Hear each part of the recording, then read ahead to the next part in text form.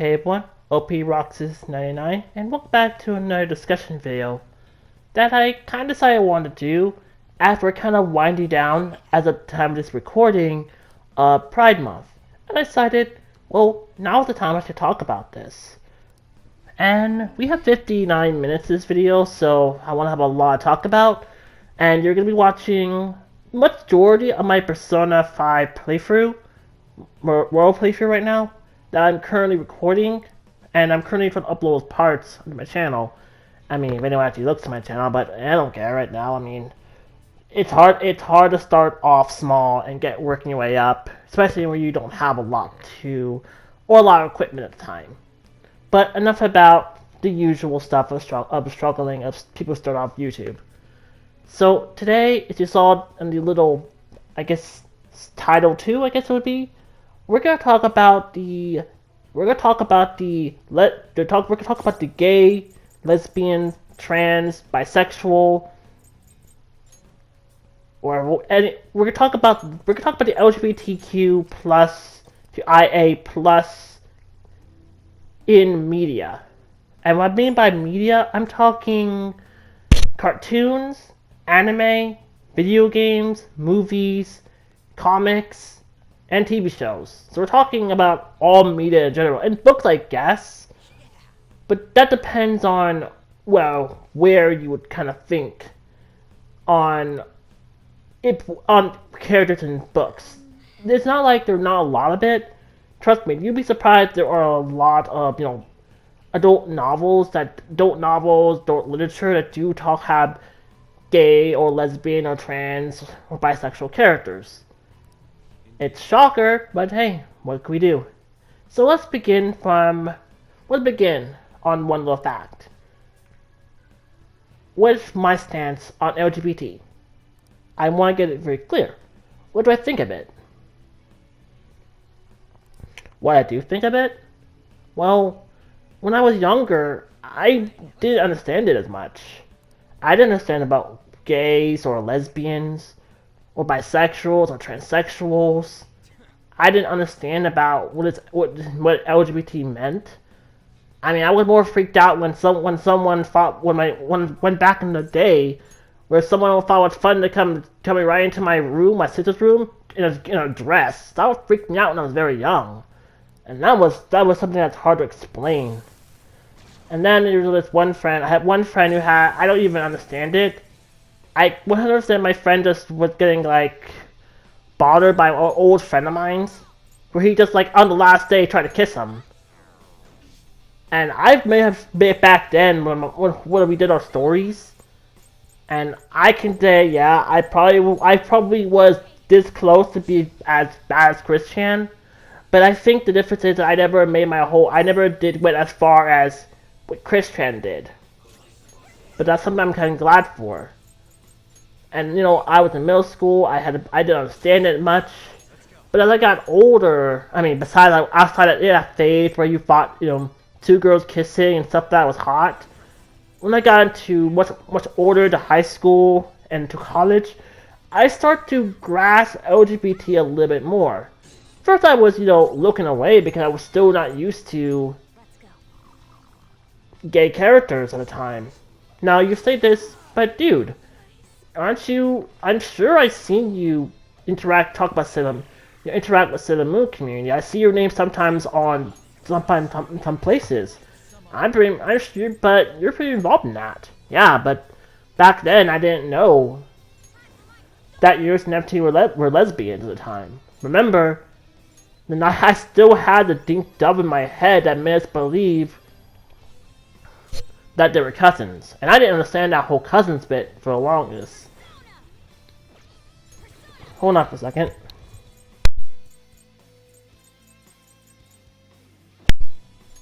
So I didn't understand it at first about what means. So I guess I can say that I'm maybe a little bit homophobic, but not in the same mindset that some people who show homophobia still are like.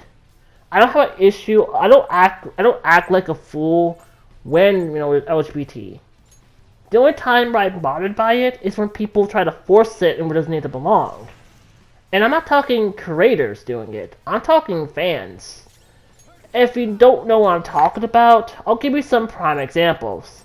If you ever follow the fanfiction community, it is 90% their fetish fantasy of two guys who are obviously straight being together in a relationship. Now, there's one understandable that because some are written by girls who don't have a someone to look up to kind of on coming out, and okay,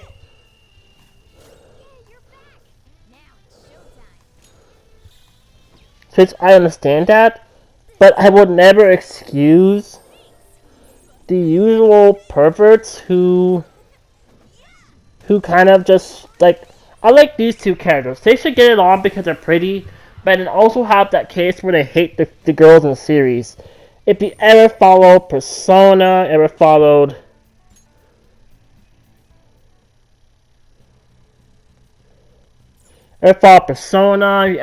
Kingdom Hearts, you hear a lot of people who try to force Sora and Riku together, but then it gets more weirder when they have this weird obsession with making the organization gay. And that's kind of where I guess where a lot of my dislike for it was, because of the fandoms. Because I kept seeing a lot of it over and over. Now, some people will try to look at me and say, "Oh, you're just homophobic." No, no, no, no, no, that's not that. I didn't mean to even do the mocking voice. I have nothing against it. It's just when people are trying to go out their way, it's more becoming a fetish than two characters in a relationship. Which is kind of sad when you think about it. Like, if Sailor Moore had ever confirmed the character to be the sexuality, and it depends how he handles it well, because the the Square Enix series with the characters that were gay, I don't know if it went well. I don't know yet. I have not played Life is Strange yet, and I guess I'll probably pick those games up now that all parts are out, and I could probably get them all at once, and I'll see how they handle it. But you kind of see what I'm talking about, of how I viewed LGBT was because of where I was back in middle school and high school, where I just saw a lot of hormonic teenage girls just making guys gay for the sake of being gay, and there really is no relationship. It always sometimes come off as they don't like the relationships of the female characters, and that's fine if you don't. But it does it in the to do that you have to change your sexuality. Which again, I'm no different. I have a lot of Yuri couples, but I still ship the main canon couples. I guess there's a difference, but maybe because I still believe in canon. Well, as long as I still do it, I can still ship whoever I want, as long as I don't mess with canon too much. It's a complicated story, trust me.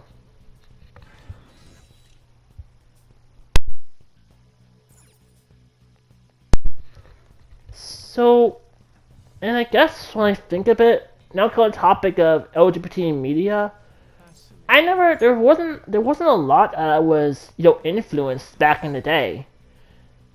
I didn't see Willow and Tara's relationship until I got into high school.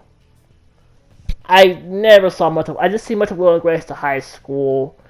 I didn't see much of like characters who were gay or lesbian at the time. I think the first time I saw a lesbian relationship, like on TV, was like reruns of Degrassi, Next Generation. And that's a hard one to talk about because I don't know what season it was. And there's actually a lot of Degrassi is one show that actually did go into like the characters who were coming out in their relationships, who were they're trans, they were lesbian, they were gay. It was a series that actually did kind of have it, sometimes having it more of a dramatic and a dramatic, or sometimes a tragedy kind of hold on, Sorry.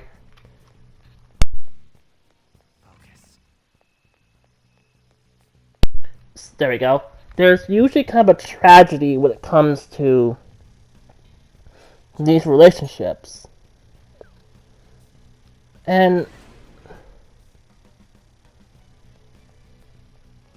and I guess when I think about it, I guess it would make sense because I never grew up to a lot of LGBT stuff, so my opinions of it was very very mixed. Like I didn't know a lot of good ones and I didn't know a lot of ones we know now.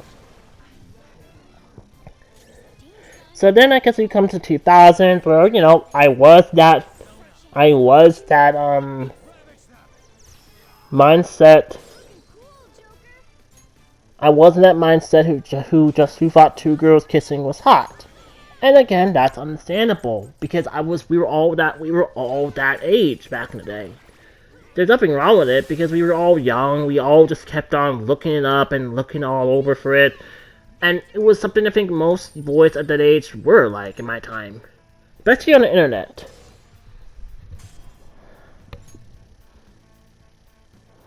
Okay. They were too weak to bother with.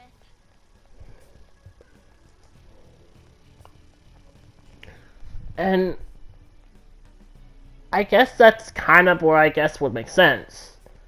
Because I didn't grow up to a lot of LGBT relationships back in the day, my numbers was very small and limited. And I guess that does make a lot of sense because in the early 2000s, early 2000s, you would understand it. And I would say a lot of my experiences LGBT was kind of things like Willow and Tara from Buffy, and that was a tragedy kind of relationship. And I guess now I'm gonna take something I learned from David Wald, who you pretty much know from Sentai, Funimation, and he gave us all like three examples of like the kind of gay LGBT kind of characters you see in media a lot, and they always follow these three categories.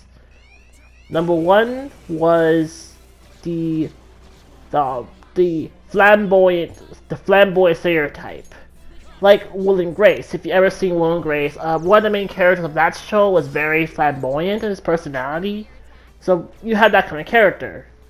You had a tragic kind of relationship because of they were tragic because of their relationship. Well, mostly. Where you guess you could say Willow and Tara. I think Supergirl had an example more recent. That's an example for it. Another example is kind of they're crazy, but apparently they're gay. That's pretty much another example. So I guess villainous, kind of the villainous, and they're gay. That kind of is another reason. I guess that's because, and I guess when you think of all those stereotypes, it's understandable. Some people might think of that nowadays. Now, I guess of my own thoughts a bit, I look at the media now, we see less and less of those three stereotypes. We see anime as Japan is not really about same-sex marriages as we have, because remember, it took us to 2016 to legalize same-sex marriages in America. That was a long time ago, so it's going to be a while before other countries do it. But despite that, Japan is very, very high on the boys love, girls love market, actually, when you think about it. And what I mean by that is that they really have a lot of it. And no, when I talk about gay characters, I'm not talking Boku no Pico, you creeps, you very, very, very, very creepy people who have some very weird kinks I don't want to know about. I'm talking things like Yuri on Ice.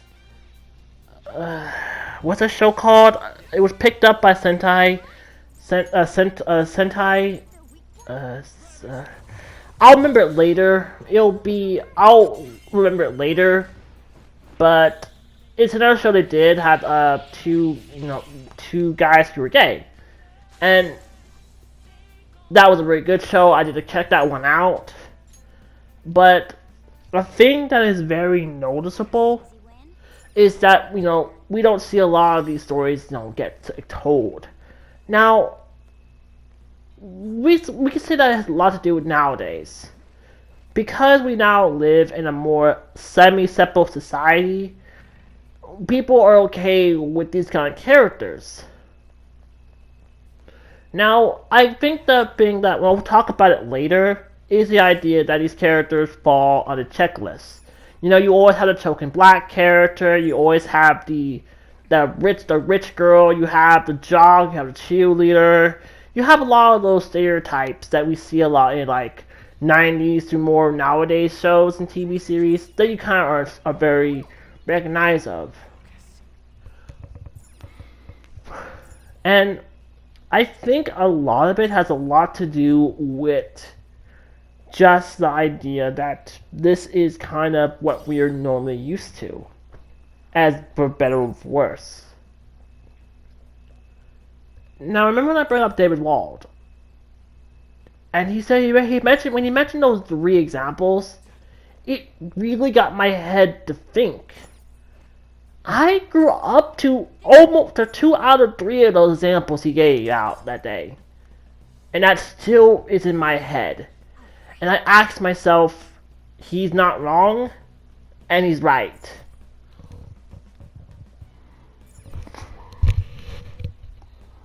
And he's right about it. These stereotypes are still around, and we still see these stereotypes. So I guess when I think of it, is now we talking more of the media representation. Let's look about how much companies. We see a lot more companies, businesses are very acceptable of Pride Month, as we have June as our Pride Month. Because that was the month that the bill was legalized. That's why a lot of people celebrate Pride Month. You see things like Funimation, Sony, Nintendo, somewhat times, Xbox. All these companies, they change their banners to celebrate Pride Month because that's really what to give out. You could say it's more of a business marketing strategies. Like we give people the idea that hey, we are supportive. This gives us that image. It gives us a good look for us. It helps, it helps in a business side of things. And now I'm not saying all these people are not supportive of LGBT. Because you see these companies push a lot of, series that have these kind of characters, and you kind of see why they always have like sections to check these kind of stories out. You see that with anime because you separate, boys love and girls love mangas and anime a lot more of like where to find them. And I think a lot of shows, they start to express it a lot more. Of cartoons that have like gay characters, Steven Universe is one of them. I can't remember another show, but I can't remember that one. But Steven Universe was a character that had the crystal gems were female, and they all had a very close relationship. By question, I mean lovers. And we actually did see the likes of Garnet's two selves, her two halves, Ruby and Sapphire, kiss. And there are a lot of shows that do have gay characters somewhat stand out, and usually they're celebrated at it, but not like. But that's kind of where the whole idea of that they're just their character is just that's their character, just they're gay, and that's an issue we'll get to when we get to that. So I guess we all ask ourselves, what do we think of it now? Well, we say it's a lot of mixes. I think that one of the issues is nowadays if you have a it's kind of the idea of the agenda pushing. And I was going to save this for later, but I want to talk about it now. It's the idea of agenda pushing. What it means is that people are very... It doesn't matter what side they're on, what censorship they are very much against of any type of pushing of politics, I guess. And that's kind of the right way to put it. It's like they feel they don't want to push the idea of, gay characters in media. Same way they don't want to talk about feminism or racism, stuff like that. And let's be honest, people are very much on pushing agendas, and they will follow you to the ends of the goddamn earth to the point that they will keep following you because they hate you for any type of talking about or any type of agendas you may or may not be pushing. Trust me, I'm kind of tired of the whole pushing agendas thing because it gets confusing on what we can or cannot be in a series. Which kind of says people will kind of control you what you can or cannot put in a series, but that's another topic for another day. So, I mentioned Steven Universe, and there's another show I watch that has gay characters in it. And that's a web series called RWBY. Now, I'm not going to get into a lot of all the background information when it came to RWBY, how it didn't live with expectations, a lot of the background stuff that happened with some people leaving, some people getting fired. This is not the place. I am not a channel for that kind of stuff. If you want to get your daily people who have nothing better to do, but talk about how bad RWBY is, how they think they can fix it, you can find that on you can find it on YouTube. Where like 90% of that is all over. You can find those channels where they think they can fix RWBY. Good luck with that. Good luck for you, where they had to have now 4 writers working on the series. Think you can fix it all. Oh, and yeah, you're gonna do it so better. Sadly, that's kind of the mindset of a lot of writers. Not a lot of writers, but a lot of people who will think they can fix it all. Trust me, it's annoying, it's dumb, but we're gonna get to that when we get to that when we talk about their LGBT representation. Now, true to popular belief, this is the only a few characters that are gay or trans in RWBY. You have Ilya. You have the Bumblebee ship, which is becoming more canon as story progresses. You have John's sister, her older sister, You have John's older sister who is gay and has a son with her wife. And the funny thing how people act about that whole about the representation of it, RWBY handled that very well. I don't know why that's a problem. When we found out about it, no one had any awkwardness. They treated it as normal. It seeks that people in Remnant are very okay about who you love. Well, minus Humans and Faunus, because that's a arc that finally got resolved more in the end of Volume 5. But again, we'll get to that. But for example, no one was awkward about it or was having her say anything. They handled it well because it treated very mature. Because this is a world where they treat the idea that it's okay for who you can love, and I think people don't give that much credit. And now people are very much like, stop making characters gay. Okay, it seems like you have an issue with them making gay characters. Like you think that's their only character trait.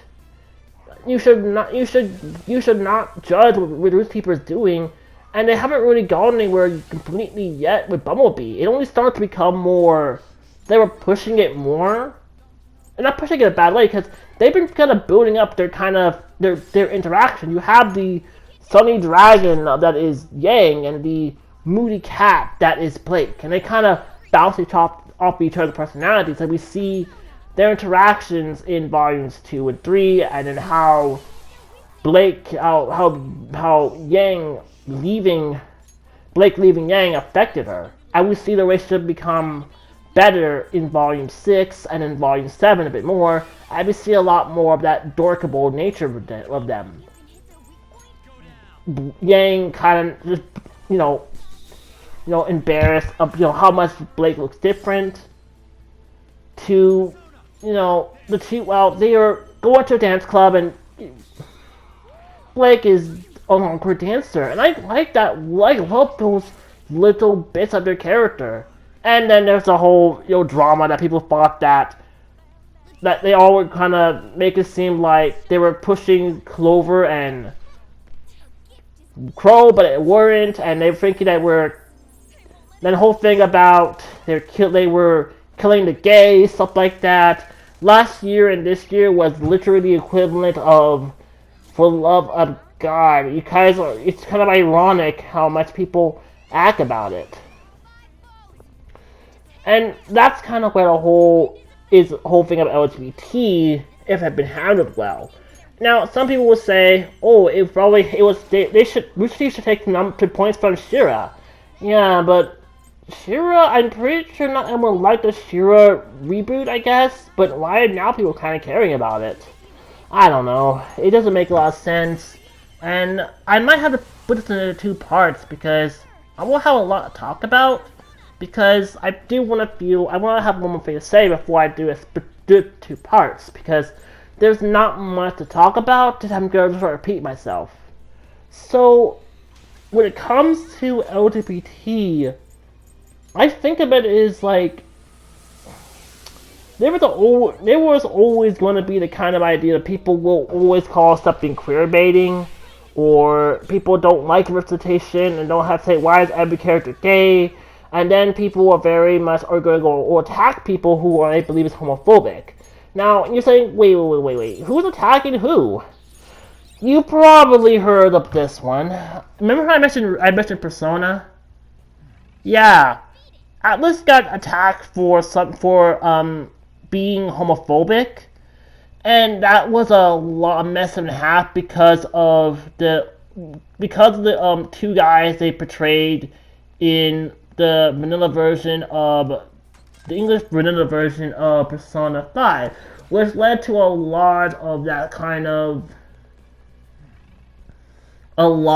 that back and forth that people think it's homophobic, blah blah blah, transphobic, blah blah blah, because people still think that Kanji is gay, Nato is trans, and they still keep talking about that drop-dead Yosuke thing, which yes was voiced, but I'm pretty sure it didn't fit Yosuke's character in the final build, but this guy was voiced anyway by Yuri Yorenfall, which one day I will ask him, can you explain to me that whole thing? Because I feel that we need some clarification on that. So, that was the whole thing, and I wish I can talk more on that one, but I can sum this up as people like people basically people are very mixed. Like, if you don't do this and because they think that Atlas is homophobic because they won't let you date Yosuke or Ryuji, because all they care about is romanticizing characters. The thing that people probably dislike about Persona, besides that, people got some very obvious. People care more about waifus than characters, and I will continue this in part 2. We'll talk more of if representation has gotten better or worse, or if it should be better, how it can be handled in a day. So this video will come up probably after Pride Month. I don't know when it will come out, so I'm not for certain when it will come out, but. And if you like this video, please give it a like and subscribe. If you have your own takes of LGBT, let me know. So part two will probably come out maybe about a week or like a couple of days or so after this. I'm gonna be working on school homework and homework, so I'm gonna be kind of busy and also life. But I'll let you know. I'll probably have part two at some point. But I'm gonna split this into two parts, and I'll see you next time. Later.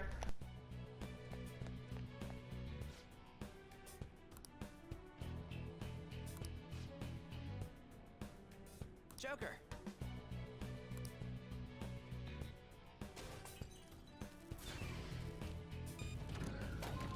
For real?